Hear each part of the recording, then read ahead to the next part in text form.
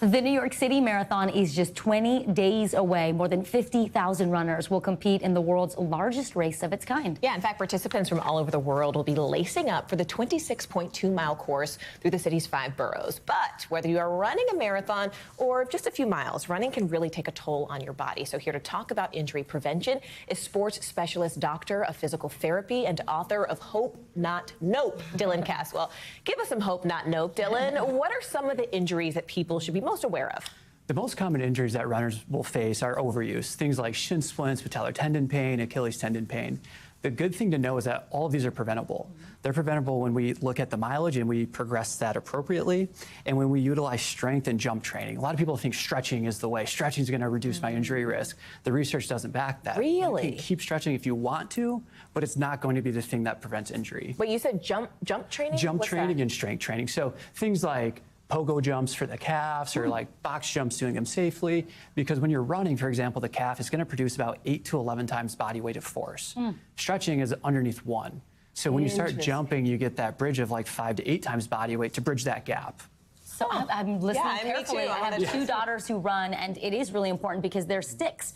So they need to build muscle. Those are the exercises that you recommend. What about another common injury for runners, which is cramping? Nobody likes to cramp. What do you recommend for that? So everyone listening is going to say, I know the answer. Electrolytes and hydration. And it's interesting because research from Dr. Martin Schwellnus shows us a different story. He shows that the cramps that athletes will get during participation, they tend to come when we push too fast or go too far from what our body's accustomed to. The nervous system will get fatigued, and then it starts the cramping effort. So he has found that runners that were dehydrated or didn't have enough electrolytes, their cramping was no different than those that did.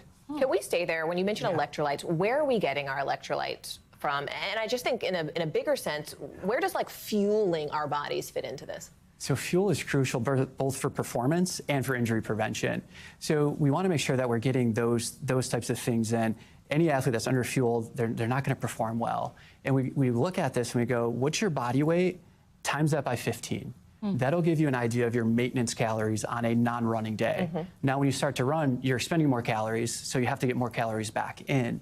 So what we will tend to do is then add 100 calories per mile that you train to get those calories back in. And feel like, oh, that's a lot of calories.